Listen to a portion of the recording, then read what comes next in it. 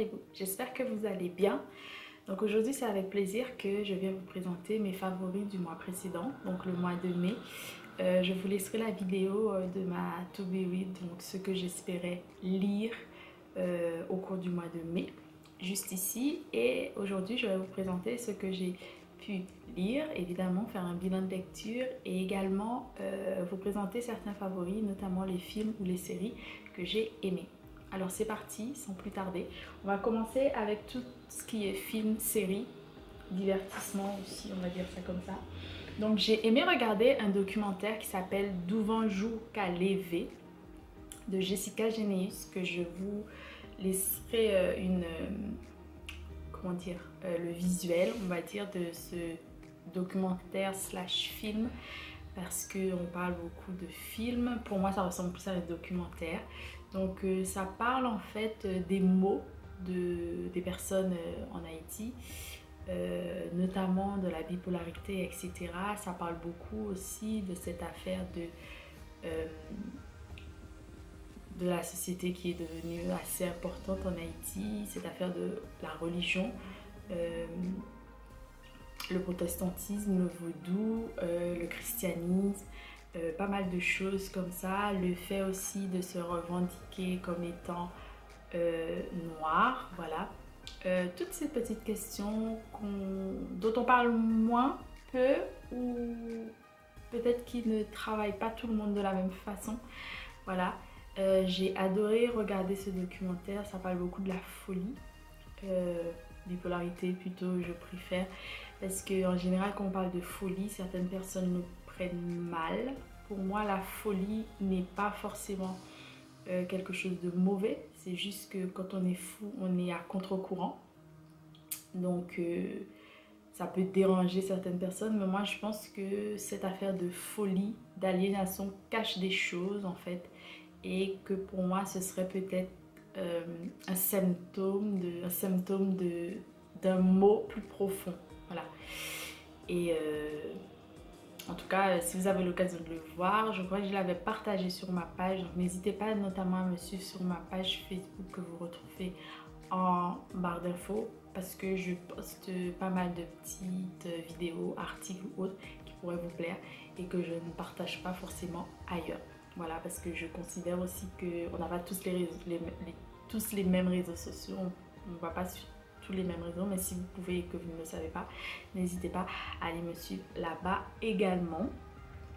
Donc on continue avec This Is Us, donc c'est une série en ce moment qui passe à la télé, pardon, que j'ai eu l'habitude de regarder pendant cette affaire de confinement du coup, et que je regarde, enfin oui, jusque là ça commence à durer parce qu'il y a beaucoup d'épisodes, mais que j'aime beaucoup, où la question bien évidemment de la couleur de peau est en question, les questions de racisme qui sont très en vogue. Pour moi ça n'a jamais changé en fait, le racisme pour moi est toujours aussi quelque chose de très fort, et on doit se battre tous les jours je pense, mais c'est vrai qu'en ce moment c'est très d'actualité, mais c'est une question qu'il faut travailler tous les jours, et il faut se battre tous les jours pour cela. Et j'aime aussi le fait que l'adoption est abordée plutôt. L'adoption est abordée, la vie de famille est abordée, la vie de femme avec plusieurs enfants, le fait d'avoir des jumeaux ou pas, enfin toute cette affaire qui sont très importantes je pense d'un point de vue sociale, mais aussi ça me fait beaucoup penser à des choses des sciences humaines que je lis en ce moment, que j'aurai peut-être l'occasion de vous parler de ça un jour, hein, je l'espère. En tout cas si ça vous intéresse, j'espère que ça va vous intéresser au moins pour avoir un petit coup d'œil sur cela. Donc c'est une série qui me plaît bien. Il y a d'autres aspects qui me plaisent moins parce que c'est très long aussi, mais je trouve que c'est une très bonne série comme on a pu le dire. Je suis contente quand même de voir ça. En fait je l'ai pas vu quand c'est sorti parce que je voulais aller regarder avec ma soeur. On a notre truc comme ça où on souhaite faire des choses en même temps, donc c'est pour ça que je l'avais pas regardé. Mais là vu que c'était là, donc on a décidé de regarder ensemble, mais pas au même moment. Voilà.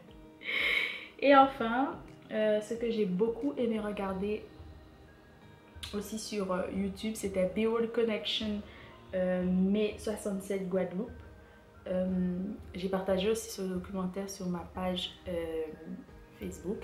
C'est un documentaire donc, qui parle des différentes luttes qui ont eu lieu au mois de mai, donc dans le monde mais aussi en Guadeloupe, et que mai 67 aussi est un écho à toutes ces luttes qui ont eu lieu avant également, que ce soit en 48 ou 46, que ce soit, voilà, toutes ces luttes qui ont précédé mai 67. Donc je vous laisserai ça aussi en barre d'infos si ça vous intéresse, mais en tout cas je pense que ça vaut vraiment le coup parce qu'il est temps de vraiment se réveiller et de connaître notre histoire et savoir que on a des choses communes. En effet, on a des luttes communes bien évidemment, mais c'est bien aussi de connaître les luttes de chacun à leur façon et de comprendre pourquoi certaines personnes ont certains comportements et ne pas les juger tout de suite, parce que c'est très facile aujourd'hui de juger une personne et on a tendance à oublier le facteur individuel aussi qui compte également dans la souffrance de chacun. On continue. Donc là, je crois que c'est tout. On va passer à la catégorie livres. Ce mois-ci, je vous laisserai aussi la vidéo des livres pour le mois de l'héritage caribéen, juste ici. N'hésitez pas à aller voir ça, parce qu'en mai, c'était donc le mois de l'héritage haïtien. Et ensuite en juin, c'est le mois de l'héritage caribéen. Très important pour moi, bien évidemment, parce que c'est mon combat, comme je le dis très souvent, et parce que je pense qu'on en a tous besoin aujourd'hui, d'avoir aussi cette visibilité, petite ou pas, à mon échelle ou pas, mais voilà, elle est là quand même. Je vous remercie en tout cas de me suivre et de nous tenir la main tous dans cette aventure pour pouvoir avancer un petit peu mieux. Donc voilà, et merci aussi pour la tolérance, parce qu'on en a besoin. Donc j'ai pu lire Afro communautaire appartenir à nous-mêmes de Fania Noël Thomasin aux éditions Sileps. Alors c'est un petit ouvrage parce que c'est un manifeste que vous pouvez lire plutôt rapidement. C'est un ouvrage qui n'est pas pour moi. Je le dis direct parce que je pense que ce genre d'ouvrage a sa, comment dire, à sa clientèle en quelque sorte, sa cible. Je ne fais pas partie de cette cible. J'ai aimé lire et comprendre son combat, ce qu'elle défend. Il y a très peu de choses sur lesquelles nous sommes d'accord et je trouve ça bien parce que ça me permet de découvrir d'autres façons de voir, d'autres combats, d'autres... voilà. Et c'était bien de lire cet ouvrage pour comprendre sa démarche, la démarche de aussi ce collectif. Je souhaite lire Afrofemme, qui m'intéresse beaucoup. Enfin, c'est pas le... En vérité, c'était peut-être le premier que je voulais lire, Afrofemme, et ensuite celui-ci. Mais bon, j'ai trouvé celui-ci, donc je l'ai pris. Ça change pas grand-chose, hein. Je vais quand même lire ça. Afrofemme, pardon. Oui, donc je disais, je ne fais pas partie de ce public, mais j'ai vraiment aimé le lire pour savoir, comme je disais, comment pensent d'autres personnes, parce que je sais que beaucoup de personnes partagent ces points de vue. Pour moi, ce n'est pas le cas, en tout cas pas sur tout, pas sur beaucoup de choses, et je trouve bien que tout le monde, qu'on puisse tous donner son avis sur ce qu'on pense et tout, sans se faire lyncher ou autre, parce que moi, c'est pas mon but c'est d'apprendre des choses, de partager, et si je suis pas d'accord, c'est très bien, si je suis d'accord aussi, c'est très bien, tant mieux, mais voilà, c'est aussi ça, de prendre des risques, d'aller vers des choses qu'on ne connaît pas, qui ne sont pas les miennes, et de comprendre, de les accepter aussi et d'être tolérant. Donc voilà. Si Si vous avez aimé, n'hésitez pas à me dire quel point vous a le plus touché, pourquoi, etc. Pour moi, c'est super de débattre à propos de ça et d'avoir plus d'informations à propos de ce que vous en avez pensé. Ensuite, j'ai eu l'occasion donc de lire À l'angle des rues parallèles. Donc, c'est un roman de Gary Victor qui fait plus partie donc, de la catégorie, on va dire, polar. C'est aux éditions C3 Éditions.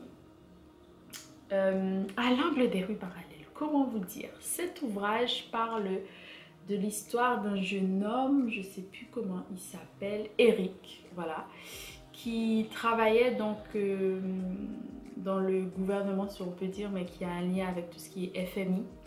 Et un jour, il se voit renvoyer parce qu'il faut faire des restrictions. Mais il y a un nom particulier pour ce genre de choses qu'on fait notamment avec la FMI. Et on doit le virer en gros. Et pour lui, c'est le ministre qui est responsable de ça. Donc il va essayer de tuer ce ministre. Après, le ministre, une fois qu'il retrouve ce ministre dans une situation un peu étrange pour lui, parce que ce ministre, après son travail, va se faire plaisir avec une personne qu'il aime beaucoup, mais il cache cette relation parce que pour lui c'est pas possible, dans la société c'est pas possible de montrer cette relation parce que c'est pas une relation, on va dire, normale, avec de gros guillemets, mais voilà. Donc c'est pour aller vous faire découvrir quelle est cette relation que je ne vous la dévoile pas. En tout cas, j'ai aimé ce passage. Donc il retrouve ce ministre dans lors de cette rencontre. Et il décide de le tuer. Le ministre lui explique que c'est pas de sa faute et que le président est, comment dire, est mené en quelque sorte presque à la baguette par un boko, c'est-à-dire un vaudouisant, qui lui demande de faire certaines choses parce qu'il a vu les choses et que voilà. Donc ils vont à une réception, plutôt une... moi je dis une réception comme ça, mais c'est plutôt une célébration vaudou. Donc, là va se passer encore une autre chose atroce et Eric va devenir l'ennemi public numéro 1. Mais ce qui se passe et qu'on découvre dès l'ouverture de l'ouvrage, c'est cette affaire de folie qui revient encore et une affaire où les miroirs deviennent aveugles.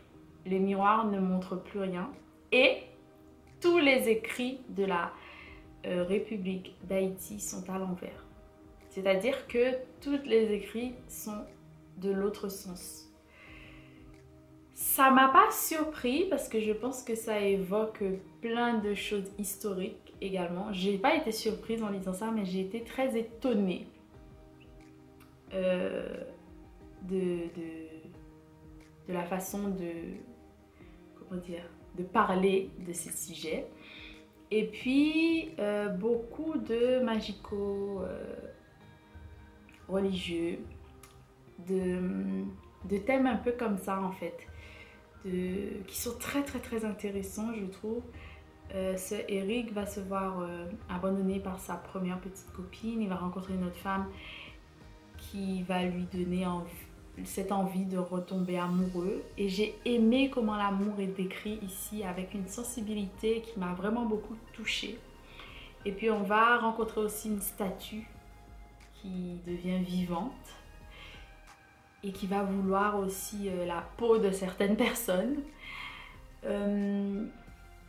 Et puis cette affaire à l'angle des rues parallèles, cette rue parallèle où quelqu'un va devoir mourir, qui n'est pas très loin d'Eric justement, qui fait partie de sa famille et qui avait peut-être écrit ce genre de choses dans un ouvrage qu'il avait publié.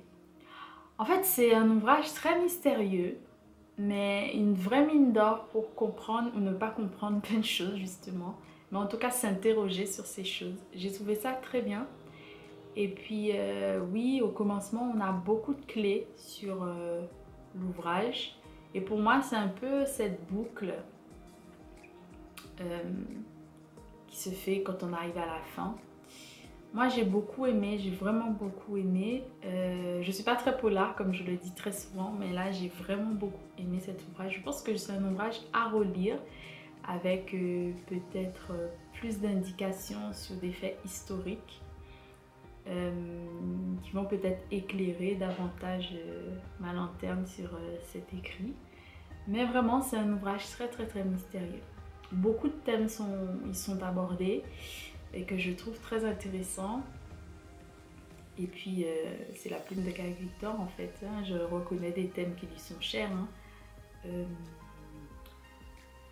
Voilà. J'espère que ça vous donnera envie d'aller le lire en tout cas. Voilà. On continue avec donc les 5 fois où j'ai vu mon père de Guy Régis Junior aux éditions Gallimard, collection Haute Enfance. C'est cet ouvrage que j'ai eu la chance de lire et d'avoir cette année ou l'année dernière.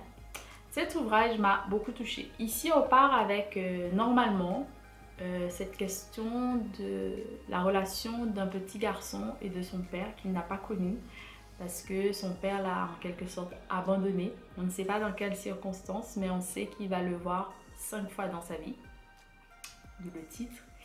Et ce petit garçon en souffre d'une manière ou d'une autre. Il souffre parce qu'il ne voit pas son père, je pense, mais il souffre aussi quand il doit voir ce père qu'il ne connaît pas finalement. La mère est très présente, même si on parle des 5 fois où il a vu son père. Cette mère qui est quelquefois possédée par Ogu Ferraille, donc le dieu de la guerre et tout ce qu'on veut. Voilà. On est dans un petit village dont je n'ai jamais entendu parler, pour être sincère. Je ne sais pas si ce village existe vraiment. Et on explique comment ces pères, ces hommes sont obligés de partir et de ne pas faire certaines choses parce que, en quelque sorte, la société, les familles comptent sur ces hommes qui doivent partir, qui ne peuvent pas, qui ne doivent pas rester. Est-ce que c'est le lien du père qui ne doit pas rester avec la mère, cette affaire de famille monoparentale qui est très courante? Est-ce que ça remonte plus haut également, plus loin? Parce que ça s'explique dans plein de domaines pourquoi il y a autant de familles monoparentales, notamment dans les Caraïbes. Dans les pays de la Caraïbe. C'est très touchant, il y a une sensibilité qui m'a plu. À la base, c'est un dramaturge. Il écrit un peu de tout, mais à la base, c'est un dramaturge, d'où la présence de beaucoup de... J'exagère sur les beaucoup, mais il y a pas mal de dialogues. Et j'ai aimé aussi le fait que ces dialogues sont un peu absurdes. C'est-à-dire que quelquefois, ça pourrait ressembler à des tirades, mais à des monologues, parce qu'on attend à ce qu'une autre personne réponde, mais il n'y a que 3 petits points. Donc, il continue. Donc, monologue, tirade, dialogue, on ne sait pas trop. J'ai aimé cette ambiguïté ou cette question un peu en suspens. Qu'est-ce que j'ai beaucoup aimé aussi? La présence de la terre, des éléments, de l'eau, de la pluie notamment. Et cette mère qui est silencieuse sans être silencieuse. J'aime bien ce genre de maman. Je crois que ce sont ces mamans qu'on croit qui sont soumises mais qui ne le sont pas du tout en fait. Et c'est pas parce qu'on s'exprime pas comme tout le monde qu'on est silencieuse entre guillemets, qu'on ne fait rien. Voilà. Et je pense que surtout aujourd'hui, quelquefois ne pas dire la même chose que tout le monde veut dire qu'on est silencieux parce qu'on ne partage pas la vie de tout le monde. C'est pas vrai du tout. Voilà, je pense qu'on a aussi notre façon de voir les choses et on a tous nos façons de nous battre. Donc j'ai aimé ça chez cette maman que j'ai vraiment beaucoup aimé. Et puis ce moment où ce fils aussi va devoir éventuellement partir parce que son père a abandonné sa mère. On ne sait pas vraiment, mais oui. Est-ce que lui, il va faire la même chose? Voilà, parce que sa mère lui demande aussi de promettre à un moment de ne jamais partir. Et j'ai aimé aussi la présence de ces fruits. Je me souviens des mangues quand j'étais aussi en Haïti pendant mes vacances, et puis on avait beaucoup de manguiers et que mon grand-père demandait à les faire cueillir, ou je sais pas trop qui de la famille, et fallait les vendre et tout, plein de choses comme ça. J'ai trouvé ça très intéressant et que je recommande évidemment, parce que c'est vrai qu'on... Enfin, moi j'ai lu très peu de choses sur les pères, donc voilà, c'est intéressant. Et peut-être que c'est une façon de mieux comprendre le comportement des pères, parce que quelquefois c'est compliqué à comprendre, je pense. Voilà, on continue avec L'Ange du Patriarche de Kathleen Mars. Alors ça, c'est un ouvrage coup de cœur, je crois, que j'ai envie de relire. Si je pouvais le relire tout de suite maintenant, ce serait trop cool. Un ouvrage un peu particulier où Emanuela part malgré elle sur l'histoire de sa famille. Donc Emanuela part dans l'histoire de sa famille suite à des événements un peu bizarres qui lui arrivent, c'est-à-dire qui touchent un peu du surnaturel entre guillemets, mais qui a un rapport avec le vaudou. Donc elle ressent certaines choses un peu étranges dans sa vie, et elle décide de se questionner pour savoir pourquoi ce genre de choses étranges arrivent. Je vous avais lu la 29e page, que je vous invite à aller voir lors de la vidéo, où elle apprend que ce compagnon meurt. Donc c'est une partie de l'ouvrage qui m'a beaucoup marquée, parce que j'ai connu ce genre de choses où j'étais avec quelqu'un aujourd'hui et que le lendemain il meurt, et que cette personne, j'ai pas eu le temps de lui dire au revoir, ou j'ai pas eu le temps, ou cette personne m'a appelé et j'ai pas pu prendre l'appel, et du coup je ne saurais jamais ce que la personne voulait me dire, etc.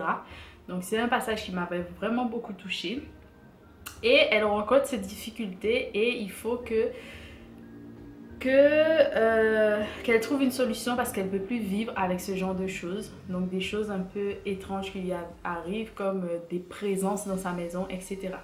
Je me suis identifiée à ce personnage parce que j'entends beaucoup parler de ce genre d'histoire. J'en ai beaucoup entendu parler aussi dans mon enfance.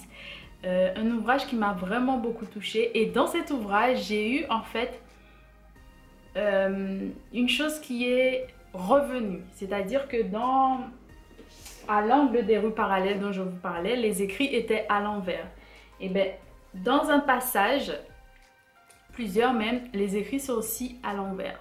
Donc l'importance de la littérature, de l'écriture dans une population où on considère que la plupart de ces personnes sont donc créolophones, ne lisent pas forcément le français, ne parlent pas forcément le français, ou encore le français standard, et où les phrases, les écrits en français sont à l'envers, et ensuite tous les écrits, notamment à l'angle des rues parallèles, qui vont devenir impraticables, et en plus les miroirs à l'angle des rues parallèles sont aussi aveugles, qui ne pourront pas donc retourner ces écrits. On part aussi avec cette affaire de jumelles. Il y a des enfants de la famille d'Emanuela qui sont des jumelles et qui se retrouvent donc dans des situations étranges. La présence de la mort également, de ce passage entre les deux mondes, le monde des vivants et le monde des morts. La présence de l'art également, donc à quoi sert l'art vraiment, pourquoi j'écris, pourquoi je fais des œuvres littéraires ou des œuvres artistiques avec de la peinture, etc. C'était très riche, un ouvrage que j'ai vraiment beaucoup aimé, qui permet peut-être d'expliquer certaines choses ou de mieux comprendre certaines choses culturelles. Et avec les jumelles, j'ai compris cette affaire d'enfants plutôt singulières, parce que c'était des filles ici. Et pas mal d'autres thèmes qui sont très importants, que j'aime beaucoup et que j'apprends de ces choses-là. Je lis sur ce genre de choses en ce moment. J'espère pouvoir vous en parler très bientôt. Comme vous l'avez vu, j'ai annoté pas mal de choses. Vraiment pas mal de choses. Et c'est un ouvrage que j'ai beaucoup aimé. J'ai vraiment beaucoup aimé. Et Manuela m'est très familière, on va dire. Et il y a une phrase que j'ai beaucoup aimée qu'elle a pu dire, je tombe dessus, à la page 171, qui dit « Il y a des absences pires que la mort ». Et ça, c'est vrai. Et comment, en fait, elle raconte l'histoire d'une famille qui pourrait peut-être arriver à tout le monde. Et où, en fait, il y a ce monstre, si on peut dire, ce diable qui a besoin de l'inceste pour faire vivre un enfant qui lui permettra de vivre 10 ans de plus. C'est tellement, j'ai trouvé ça tellement beau quand même. Il y a des parties que j'ai moins aimées parce que je l'ai connu avec l'ouvrage Saison sauvage où j'ai trouvé que c'était très beau, très romanesque. J'ai trouvé qu'il y avait des passages qui me plaisaient moins, mais en général elle a une plume qui est vraiment vraiment très belle, moi que j'apprécie beaucoup.